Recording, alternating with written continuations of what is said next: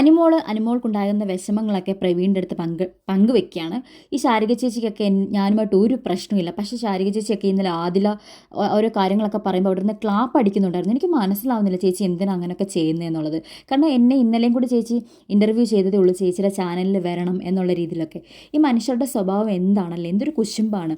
ഞാൻ ഈ യൂണിവേഴ്സിലൊക്കെ വിശ്വസിക്കുന്ന ഒരാളാണ്. ഞാൻ ഔട്ടായി പോയി കഴിഞ്ഞാൽ തിരിച്ചു വരുമ്പോൾ ഞാൻ ആഗ്രഹിക്കുന്നത് എനിക്ക് കിട്ടാത്തൊരു കാര്യം മറ്റൊരാൾക്ക് കിട്ടണം, അല്ലെങ്കിൽ അയാൾക്കൊരു സപ്പോർട്ട് കൊടുക്കണമെന്നായിരിക്കും ഞാൻ ആഗ്രഹിക്കുന്നത്. എനിക്ക് വിധിക്കാത്തത് വേറെ ആർക്കും കിട്ടരുത് എന്നല്ല. പക്ഷേ ഇവിടെ ഉള്ളവരൊക്കെ ആഗ്രഹിക്കുന്നത് നമുക്ക് കിട്ടാത്തത് വേറെ ആർക്കും കിട്ടരുത്, സ്പെഷ്യലി അത് എനിക്ക് കിട്ടരുതെന്നാണ് എല്ലാവരും ആഗ്രഹിക്കുന്നത്. പക്ഷേ നമ്മൾ മറ്റുള്ളവരുടെ സന്തോഷത്തിൽ അവരുടെ ജീവിതത്തിൽ അസൂയ കാണിച്ചു കഴിഞ്ഞാൽ ദൈവം നമുക്ക് ഒന്നും തരത്തില്ല.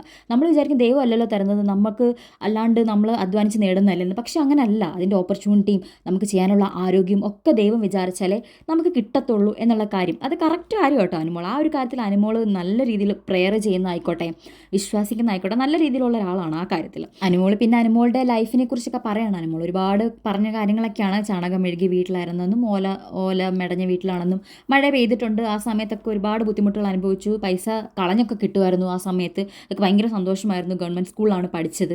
അപ്പോൾ ആ ഒരു ഗ്രാമത്തിൽ നിന്നൊക്കെ ഞാൻ വളർന്ന് വന്നിട്ട് ഈ നിലയിൽ എത്തിയിട്ടുണ്ടെങ്കിൽ അത് ദൈവത്തിന് ഒരു വലിയ പങ്കുണ്ടെന്ന് അനുമോൾ സമ്മതിക്കണം. അതാണ് അനുമോളുടെ ഒരു ക്വാളിറ്റി ആട്ടോ.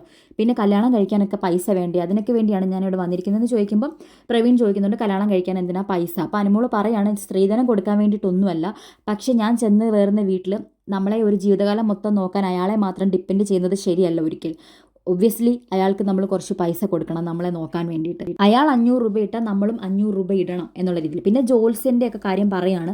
ജോത്സ്യന്മാരൊക്കെ പല കാര്യങ്ങളും പറഞ്ഞിട്ടുള്ളത് നല്ല സത്യമായിട്ടുള്ള കാര്യങ്ങളാണ്, എല്ലാം നടന്നിട്ടുണ്ട്. ഇവിടെ വരും എന്നുള്ളതൊക്കെ തീരുമാനമായിരുന്നു. പിന്നെ എനിക്ക് അടുത്ത 2 വർഷം വരെ എനിക്ക് ഇൻഡസ്ട്രിയിൽ നിൽക്കാൻ പറ്റത്തുള്ളൂ എന്നാണ് പറഞ്ഞിരിക്കുന്നത്. അവർ പറഞ്ഞ കുറേ കാര്യങ്ങൾ സത്യമാണ്. നവംബർ ഡിസംബറിലൊക്കെ എനിക്ക് നല്ലതായിരിക്കും എന്ന് പറഞ്ഞിട്ടുണ്ട്.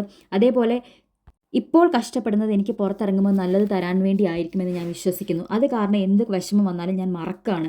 ശരിക്കും ഞാൻ എൻ്റെ ജീവിതത്തിൽ ഏറ്റവും കൂടുതൽ കരഞ്ഞിട്ടുള്ളത് ഇവിടെ വന്നിട്ടാണ്. ഇവിടെ നിന്ന് ഇറങ്ങുമ്പോൾ വല്ല അസുഖം വരുമോ എന്ന് പോലും ഞാൻ പേടിച്ചിട്ടുണ്ട്. കാരണം എനിക്ക് എന്തെങ്കിലും വന്നു കഴിഞ്ഞാൽ എൻ്റെ പേരൻസിനെ നോക്കാൻ ആരുമില്ല. എൻ്റെ ചേച്ചിക്ക് എൻ്റെ പേരൻസിനെ നോക്കാൻ പറ്റത്തില്ല. ബിക്കോസ് അവളെയും കൂടി ഞാനാണ് നോക്കുന്നത്. അച്ഛന് വയ്യാത്തതാണ്. അതിലേക്കും നൂറയ്ക്കും ഒക്കെ അറിയാമായിരുന്നു. പക്ഷേ അത് അറിഞ്ഞിട്ടും അവരതൊക്കെ വെച്ച് യൂസ് ചെയ്തിട്ടുണ്ട്. പിന്നെ ഞാനിത് ആരോടും പറയത്തില്ല. അത്രയും ജെനുവിനായിട്ട് എൻ്റെ അടുത്ത് നിൽക്കുന്ന ആൾക്കാരുടെ അടുത്ത് മാത്രമേ ഞാൻ പറയത്തുള്ളൂ.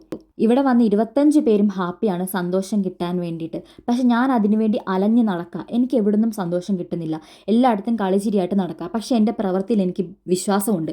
ഇവിടുന്ന് ഞാൻ ഇറങ്ങിക്കഴിയുമ്പോൾ എൻ്റെ ജീവിതത്തിൽ ഏറ്റവും നല്ല സന്തോഷമുള്ള ദിവസങ്ങളായിരിക്കുമെന്ന് ഞാൻ പൂർണ്ണമായിട്ട് വിശ്വസിക്കുന്നു എന്നുള്ള രീതിയിൽ അനുമോൾ പ്രവീണിൻ്റെ അടുത്ത് പറയാണ്.